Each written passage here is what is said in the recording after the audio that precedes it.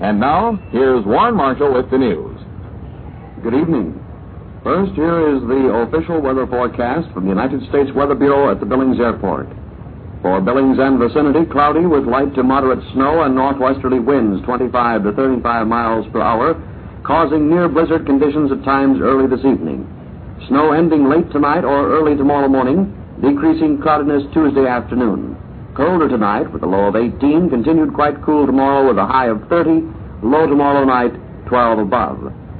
The regional forecast, snow will spread into northern and eastern Wyoming and the western Dakotas early tonight, and into the eastern Dakotas by tomorrow morning, accompanied by strong northwesterly winds and blizzard conditions at times. Snow will end in northwestern Montana early tonight, and over most of the state Tuesday forenoon, and in western Dakotas and extreme northern Wyoming tomorrow afternoon.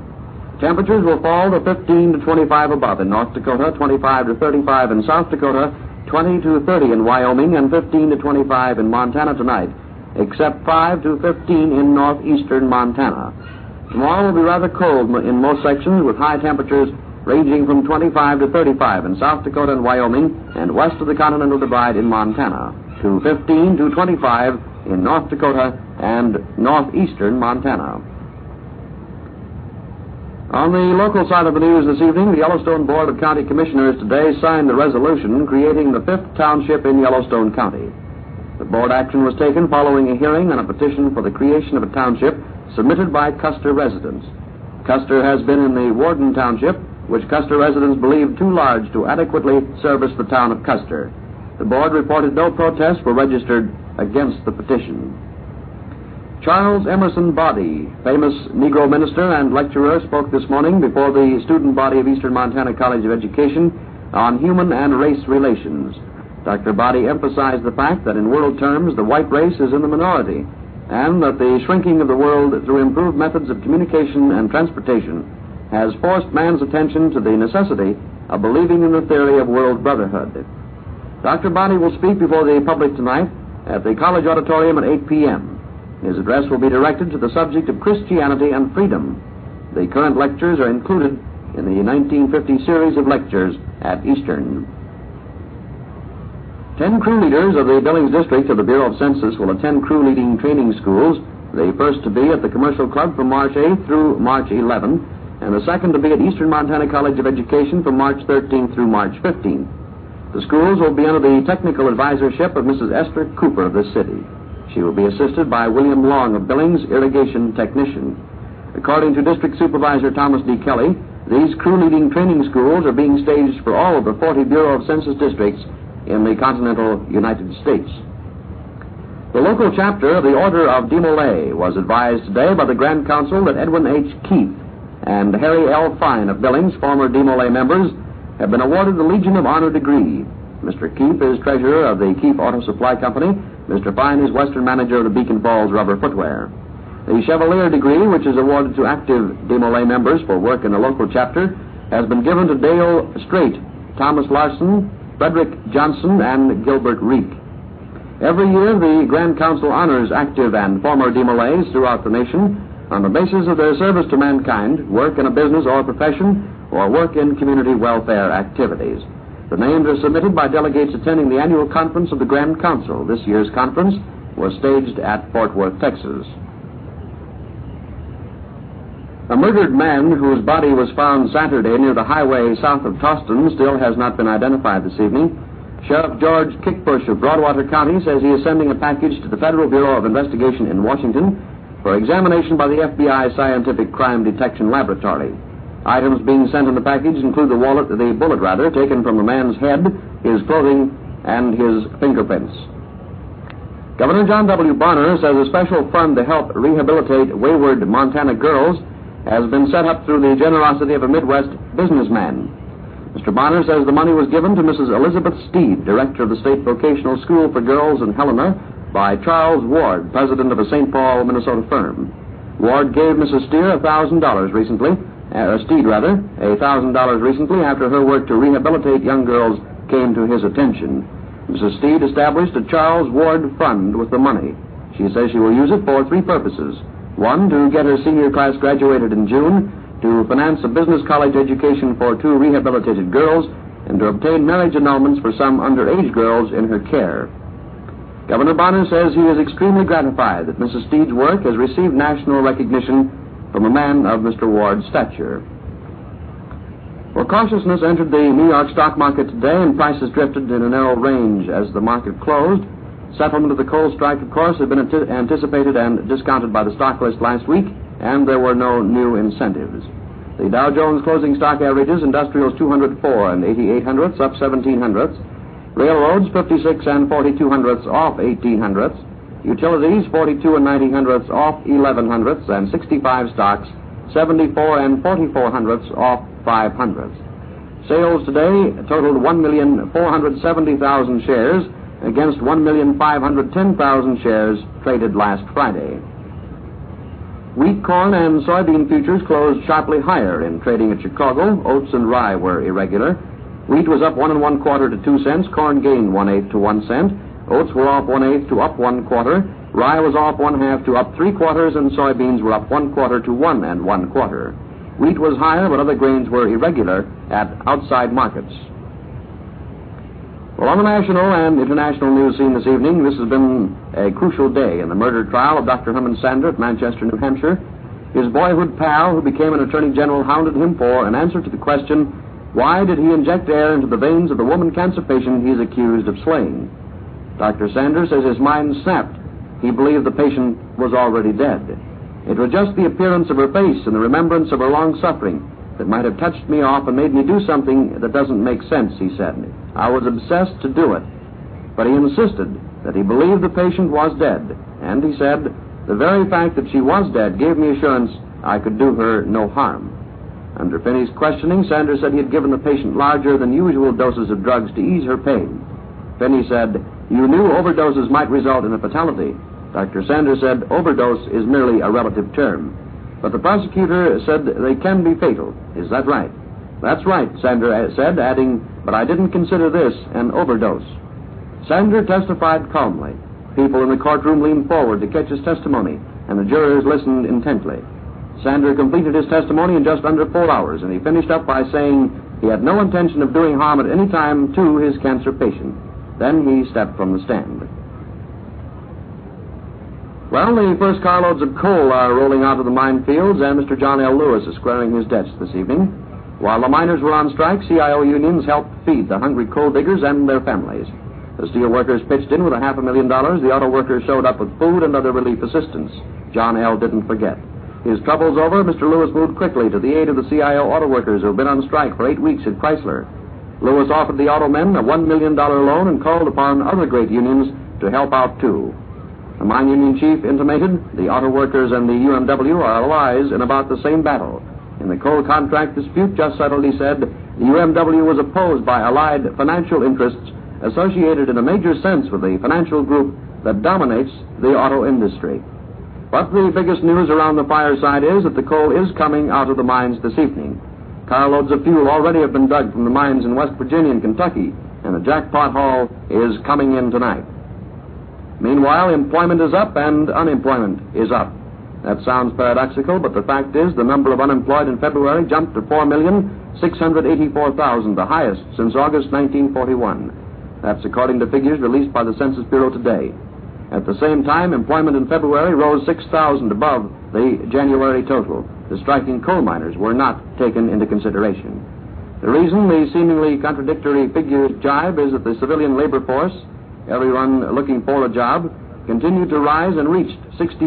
Weather information brought to you 6 nights each week at 6:15 by the Midland National Bank, an institution devoted to service for the people of the Midland Empire and a member of the Federal Deposit Insurance Corporation. In a moment, the latest news and weather, but first, here is Howard Harding with a message from the Midland National Bank. You know, when a merchant or a store or businessman sells you an item for $1 or even $100, it's a pretty fair gamble that he made a legitimate profit over and above his rent, his advertising, the employees' salaries, the gas, the lights, the phone, and, oh, you know, too many different items to mention. And you have helped to pay those expenses, too, or he wouldn't stay long in business. Now then, when you go to a bank for a loan, you receive 100 cents on the dollar. Yes, right there in your hand. There couldn't possibly be a markup or a special deal or a so-called goodbye because $1's $1, no more, no less. And it's yours to do that which you desire. A bank tells you what its profit is, and it's mighty small by most any comparison. The bank, you'll find, is your friend and generally one of your greatest allies in your time of need. The Midland National Bank is just as anxious to sell you dollars as any merchant is to sell you merchandise. And that's why the Midland National Bank encourages you to buy dollars from them. You'll always find that the Midland National Bank officers and the employees are courteous. They're willing to be of assistance to you no matter what your business. The Midland National Bank feels that it can't overstate the importance to you of saving for a purpose. And when it's a loan you need, just try for once the Midland National Bank. And now we take you to the U.S. Weather Bureau office, the Billings Airport, for the latest official weather information. Good evening. This is Ray Kernan with the weather summary and forecasts.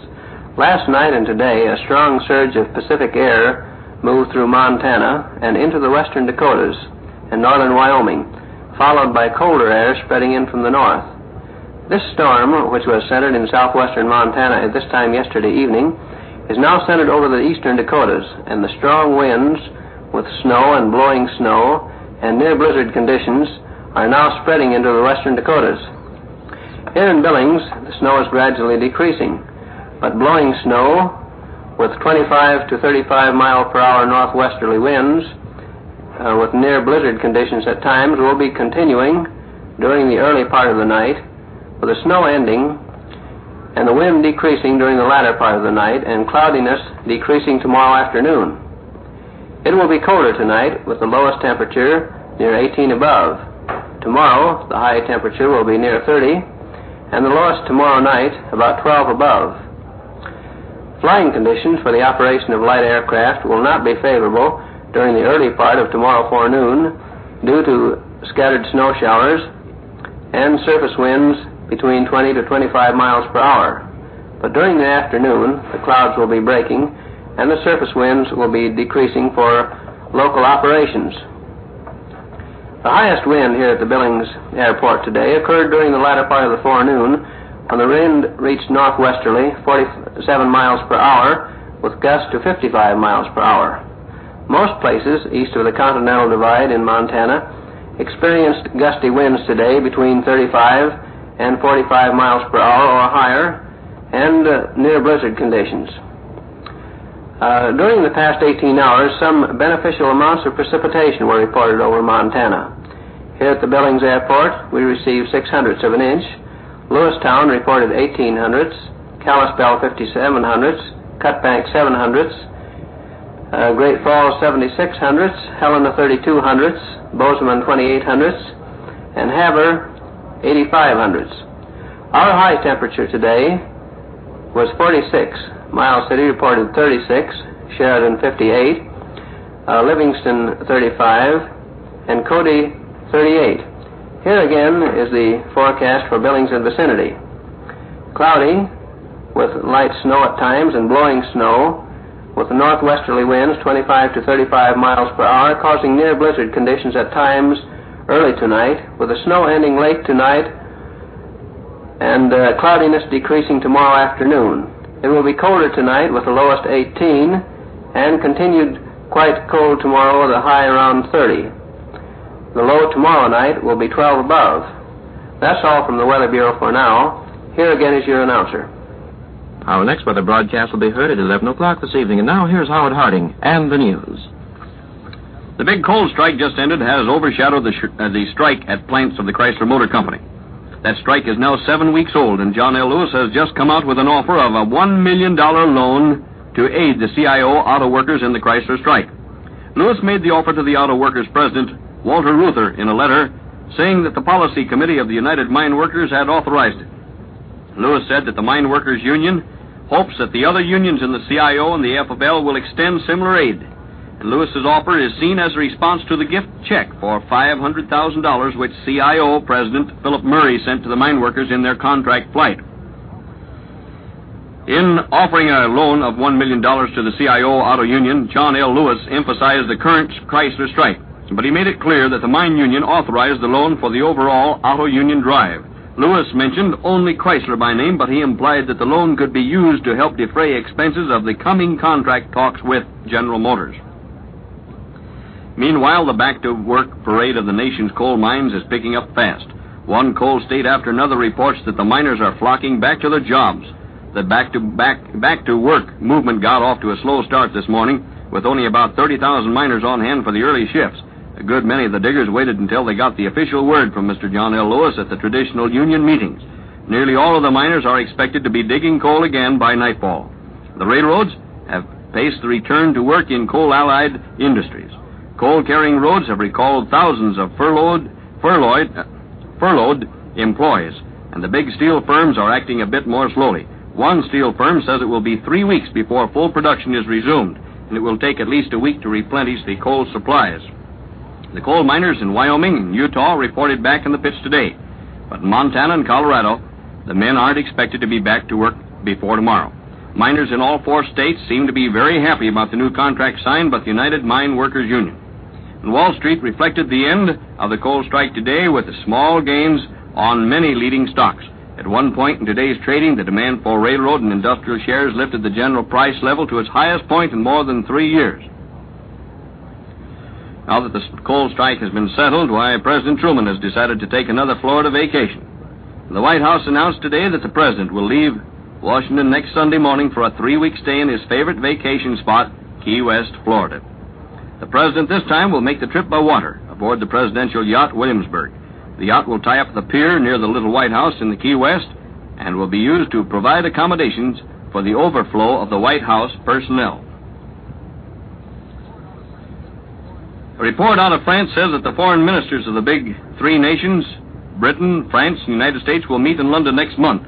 The report comes from one of the ministers, French Foreign Minister Robert Schuman. He says the big 3 diplomats will discuss a possible meeting with Russia. And sources at the French Foreign Office say that the date of the meeting has been set for April the 12th, the same date foreign ministers of the 12 Atlantic Pact nations meet for discussion of mutual defense. In Washington, however, the State Department says that no date has been set for the big 3 meeting. The French Premier's announcement said that the big 3 also will discuss the Far East, including Japan, relations with Communist China, aid to the Southeast Asia, and Germany. When King George opened the British Parliament today, he made no mention of one of the most talked about subjects in the British Isles, and that's the nationalization of the steel and the iron industries. Now Prime Minister Attlee says we should not take that omission as a sign of the Labour government's backing down.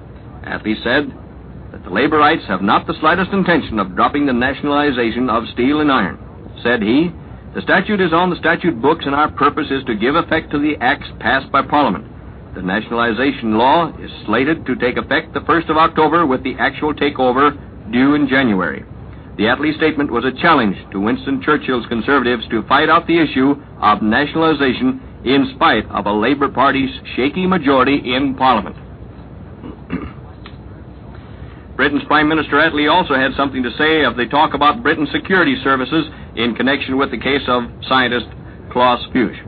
Attlee said, there has been a great deal of loose talk suggesting inefficiency on the part of the security service.